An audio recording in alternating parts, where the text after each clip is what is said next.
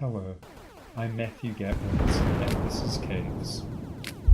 I've been working on the top part of the caves. Previously, the entire caves were pretty much uniform. You'd find similar kinds of creatures wherever you went.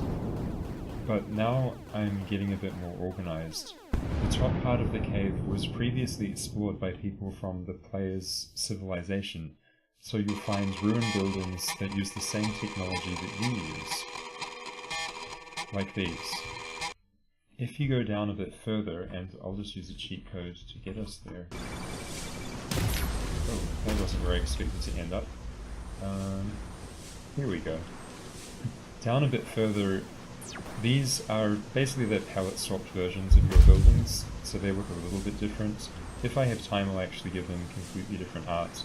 But the point is, they are from your civilization as well, but they are older.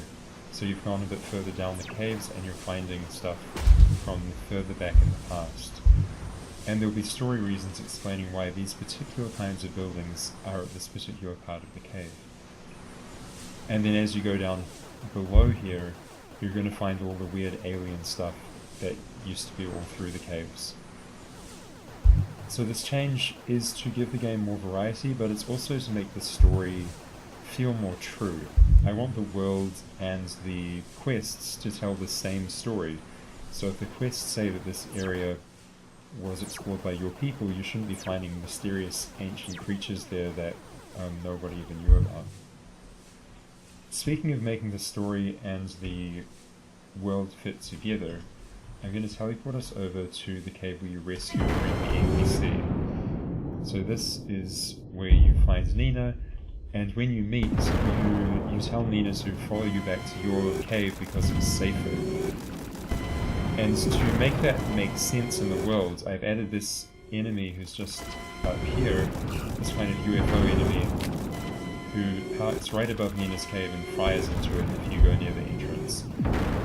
So now that storyline point, the beat that you have to return back to the original cave, makes more sense.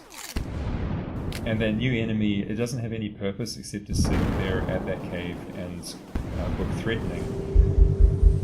But as I get onto later quests, I may reuse it and turn it into a boss that you fight. So a lot of the NPCs I made previously have had to be shifted further down. There were these gigantic mysterious creatures, they don't make sense this far up.